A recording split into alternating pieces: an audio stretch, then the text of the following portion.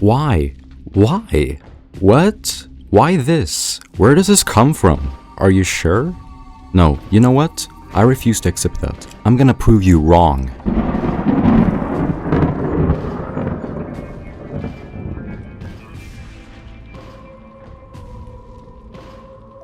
Ever since the release of the very first FNAF book, we've had this certain fella around the franchise. Henry Henry not Emily. This Henry was firstly introduced in the Silverize as the business partner of William Afton, the antagonist of this story, and also the deceased father of the book's protagonist, Charlie. Henry appeared as the minor but important character of the story, being the creative mind and guy behind all the creations of all the animatronics we see in the book. Of course, parts of who he was has subsequently been debated after the release of Secret of the Mimic, but I'm not going to talk about who this character Henry is. I'm going to talk about this one annoying little misconception. In Silverize, he is by both his daughter, Charlie, and others simply referred to as Henry, just Henry. And for a time, there was nothing else. So you may be wondering, does this last name have anything to do with FNAF at all? Is it just some random name a redditor decided to put out of nowhere and everyone else agreed on it? Trust me, we've seen stuff like this before and how Markiplier gave birth to the name Golden Freddy. But no. This name actually comes from one of Silverize's sequels. On the very last page of the third book in this book trilogy, we got the name of Henry's daughter, Charlotte Emily. That last part, Emily, made fans believe that was her surname, thereby naming her father Henry Emily. At first, it's a very solid idea, and the name Emily actually exists as a surname in real life. But later on, during other installments of the series, we've only gotten his first name. And like I said, in the first book series, he was simply referred as Henry.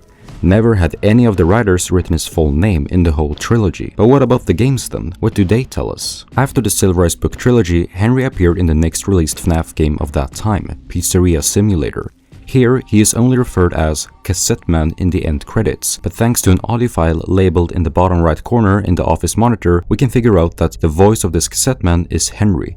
HRY being short for Henry. Still, just Henry, but sure, maybe a full name would have been too long at this point. Now, following the release order of installments this character appears in, what comes next is therefore the graphic novel versions of the Silverize trilogy. The story is the exact same, only now everything has been illustrated. And still, Henry is simply just referred as Henry. But now, over to the most important part that shapes this theory the most, the Character Encyclopedia. This book was released to give newcomers sort of a guide to all the characters across the franchise. And guess what Henry's full name is? Well...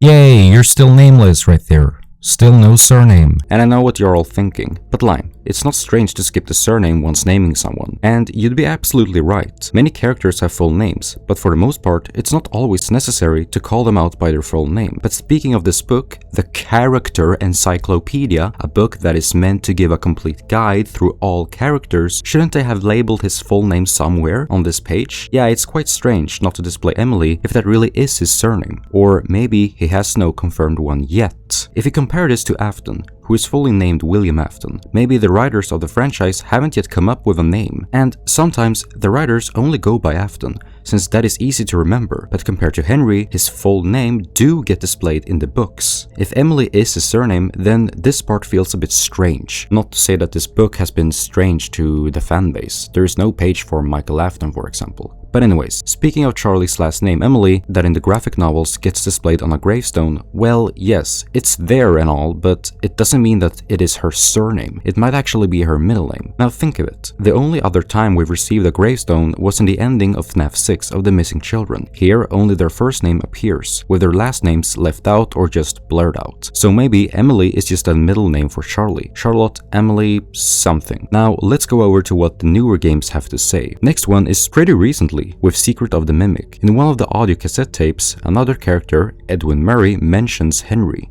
Test. Journal entry. I got the change order from Hen last night.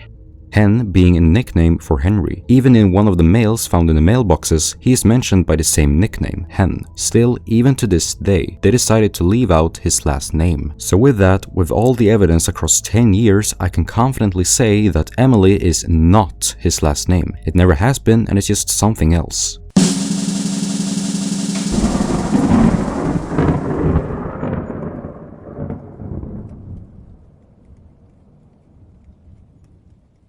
You forgot the FNAF movie. Okay, that's it. I'm done. I'm just so done. Let's just say it wasn't Scott writing the cast of characters for the movies. Don't forget to like, share and subscribe. I'm out.